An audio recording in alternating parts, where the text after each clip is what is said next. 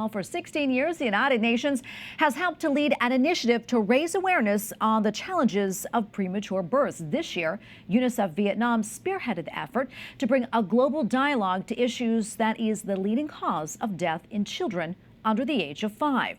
In honor of World Prematurity Day, on Sunday, the United Nations International Children's Emergency Fund, also known as UNICEF, called for universal access to high-quality care for preterm babies. As part of its pitch, UNICEF made an urgent plea for more help in Vietnam, since premature deaths account for roughly 45% of all child mortality cases in the Southeast Asian nation. Meantime, a 2023 report found that Vietnam also has the second highest abortion rate in the world, with most of the abortions targeting girls. And for more, we turn now to Joseph Meaney, past president and now a senior fellow at the National Catholic Bioethics Center. Dr. Meaney, great to be with you today. UNICEF Vietnam led the charge this year for World Prematurity Day. That said, what do you think it says that the country with one of the highest rates of abortion is also advocating for more awareness for premature babies?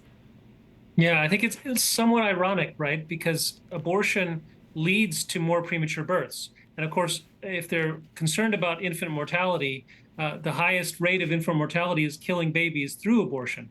So both those things are terrible, and they're not being addressed. Yeah, do you think extreme abortion laws, do you think they're getting in the way of the care of babies that are being born prematurely? And are government leaders maybe sending mixed messages to healthcare professionals?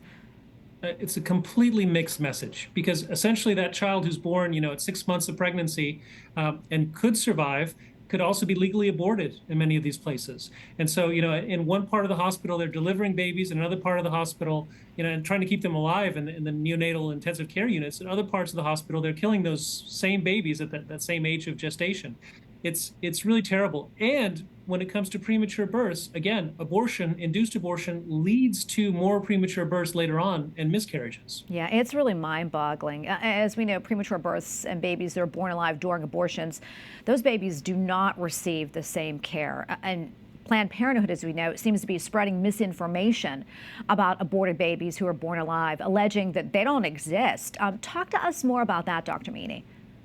Well, there's the Born Alive Act, actually, that was presented before Congress, because there's so many of these individuals who are born alive through abortion procedures and then are allowed to die. Rather than given the kind of resuscitation care that they should receive. And it's just kind of a basic law. It should happen just automatically, but unfortunately it doesn't, because those who are intent on doing the abortion really want to guarantee a dead child. And the dreaded complication is when the child is born alive. Yeah, while survival rates, as we know, for premature babies, they have improved significantly over the past 50 years, especially with all the medical advancements that we've had. What do you think can be done, if anything, to prevent premature births here in the U.S. and other parts of the world? Yeah, so one thing would be to have fewer abortions. that does lead to premature birth. But there's another thing as well, is that actually having the hospital help the mothers to continue their pregnancies on. When they're at risk of premature birth, the amount of days involved is very important, right? Just a few more days can really increase the likelihood the child will survive. So to actually have the hospitals being willing to admit mothers who are at danger of premature birth, to really help them move forward, and also to give things like corticosteroids, et cetera, that could help develop the lungs and really increase the chances of that child surviving, even if they're born, several months early. Yeah, I'm going to talk a little bit more about that, medical care for the babies that are born prematurely. Is there anything that can be done or improved upon, or anything that's standing in the way of their care?